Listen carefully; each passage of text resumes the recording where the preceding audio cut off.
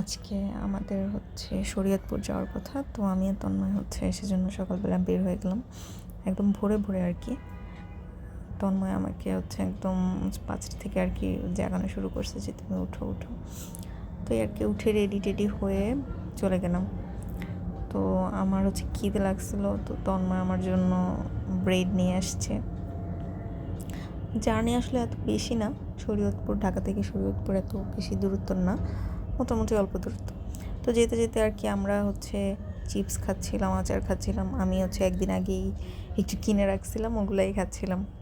তো এটা হচ্ছে পদ্মা সেতু। আমি হচ্ছে আমার লাইফে আর কি প্রথম পদ্মা সেতুতে উঠলাম।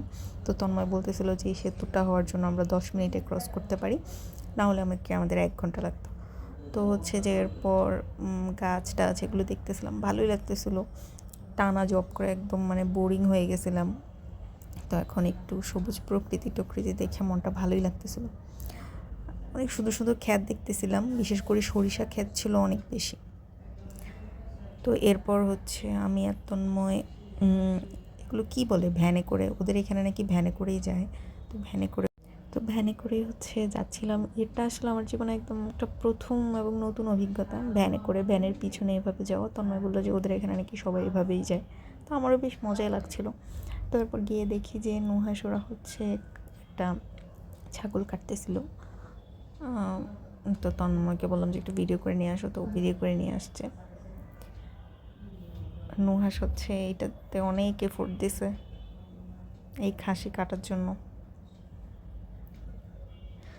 আমিও আসলে কাটতে পারি, কোরবানির সময় আমাদের আগে আমিও যখন দিত খাসি কোরবানি দিত তখন আমি কাটতাম, আমার কাছে মজাই লাগতো দেখে।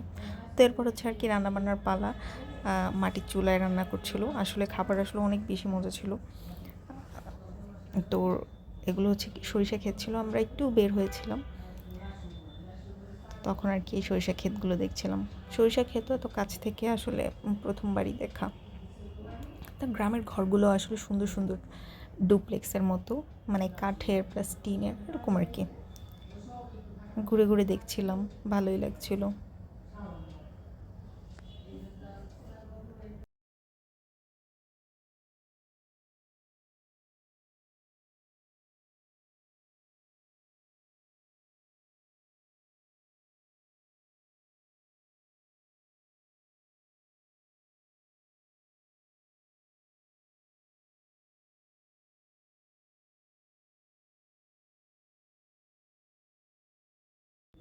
তো আমি আপু হচ্ছে আমাকে বললো যে আপু পানিটা খেয়ে দেখেন, মজা আছে। আসলে গ্রামের টিউবওয়েলের পানি অনেক বেশি মজা।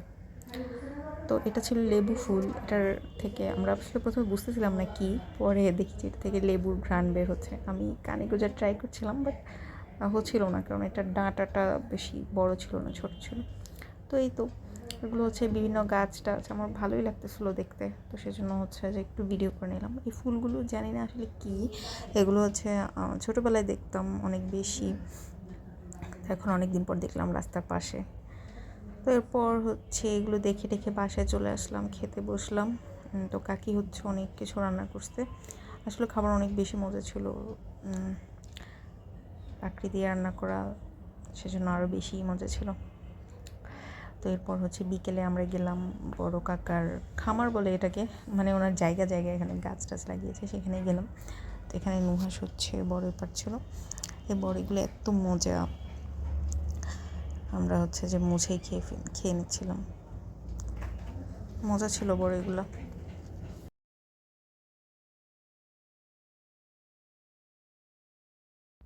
এখানে হচ্ছে যে আমরা মানে খাচ্ছিলাম, মজা করছিলাম, সবাই মিলে কথা বলছিলাম।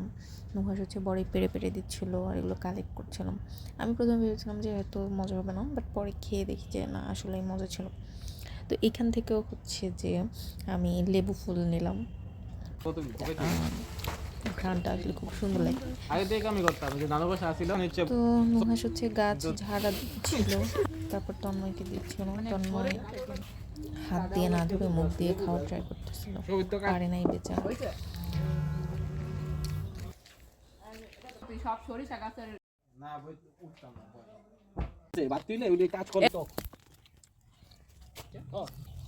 নাকি বাঁধাকপি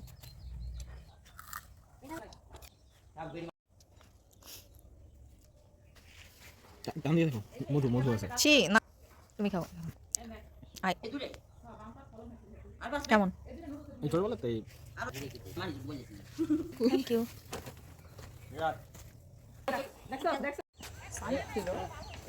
এখানে তো এক কমা পানি ছিল।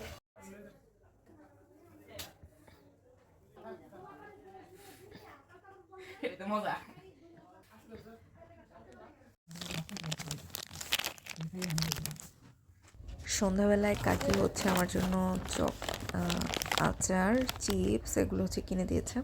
তা আমি আর তন্ময় হচ্ছে একদম সকালে হাঁটতে বের হয়েছি, এই পরিমাণে কুয়াশা ছিল মানে যা বলার বাইরে, এত কুয়াশা। বাট শীত কমই লাগতেছিল, শীত অত অত বেশি লাগছিল না। তো হচ্ছে যে বাসায় আসলাম, নাস্তা টাস্তা করলাম। এটা হচ্ছে দুপুরে হচ্ছে তন্ময় নিয়ে আসছে।